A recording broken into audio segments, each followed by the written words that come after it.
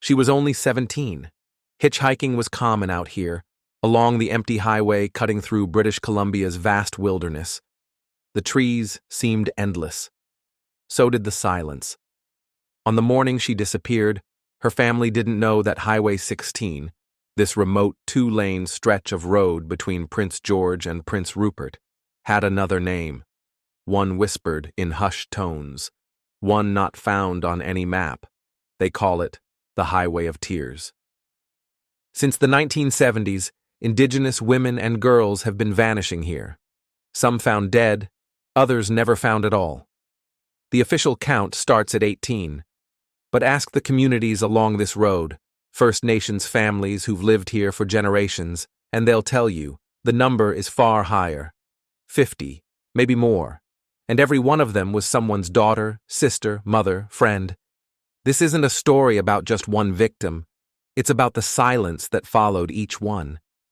It's about what happens when entire groups of people are treated like they don't matter. And it's about a lonely stretch of highway, where the wind still carries unanswered questions.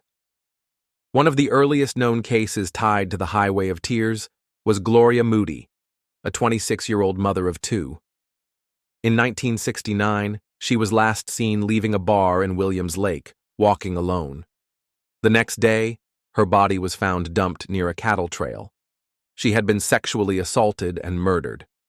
Her case remains unsolved. Then came Monica Jack, just 12 years old. In 1978, she was riding her bike near Merritt when she vanished. Her remains wouldn't be found for 17 years. For decades, there were no arrests, until DNA evidence finally led to a conviction in 2019. But Monica was the exception.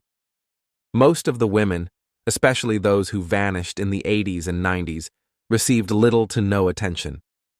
In 1994, Ramona Wilson disappeared while hitchhiking to a friend's house in Smithers.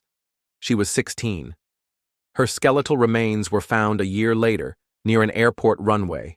No arrests, no leads. Her mother still sets up a memorial every year along the highway where Ramona was last seen.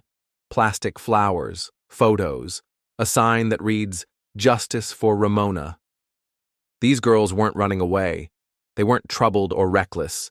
They were traveling the only way they could. Many lived in small towns without reliable public transit.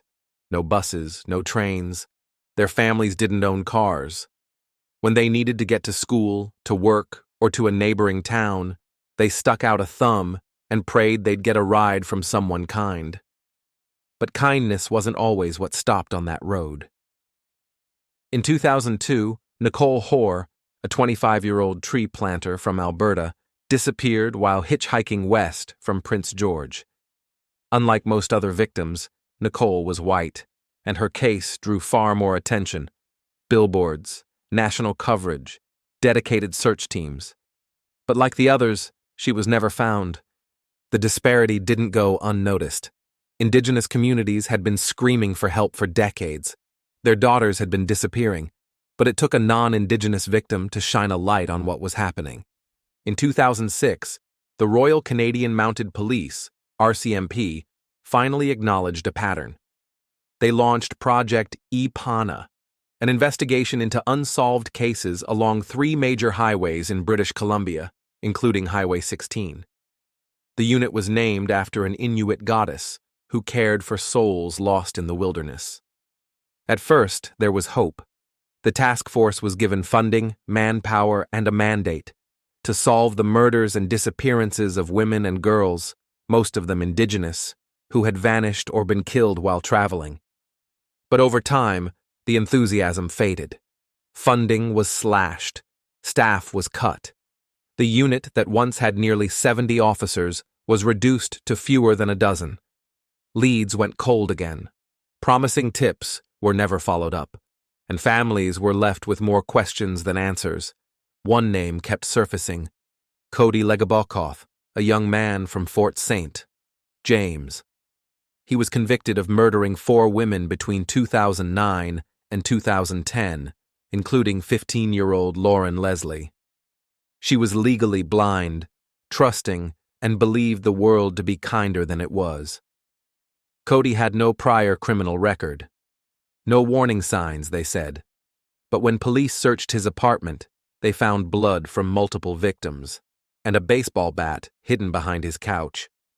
Even so, Legabokov wasn't connected to most Highway of Tears cases. He operated within a narrow window, and many of the disappearances stretched back decades. The pattern was bigger than any one killer. Some believe serial predators used the highway deliberately, knowing the police response would be slow, knowing the women they targeted weren't seen as high-priority victims. Others blame opportunistic violence, made possible by poverty, isolation, and lack of resources. And then there's the trucker theory. Highway 16 is a major freight route, remote, unmonitored, and trafficked by long-haul drivers. Some of the missing girls were last seen climbing into semis. Some believe there were multiple killers over the years, using the anonymity of the road to take what they wanted and disappear into the night.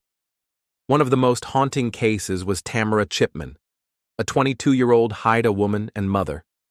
In 2005, she was hitchhiking just outside Prince Rupert when she vanished. Her case received little attention. No press, no billboards. Her father, a commercial fisherman, docked his boat and spent weeks searching the coastline himself. "They didn't care," he said later.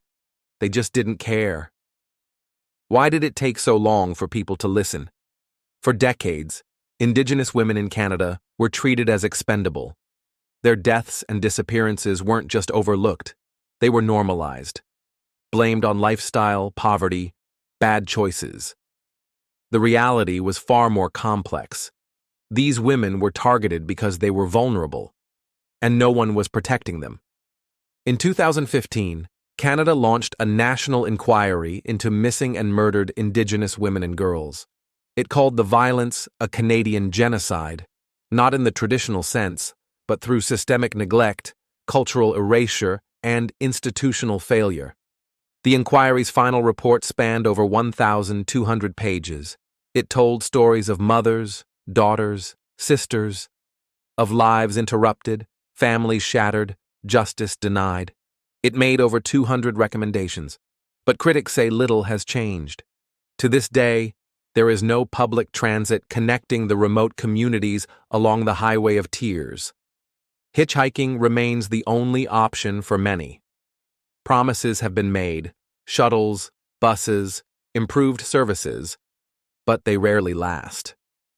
Funding runs out, priorities shift, and the road stretches on. So families keep organizing walks, vigils, and marches. They build roadside memorials. They speak their daughters' names. They fight against the silence.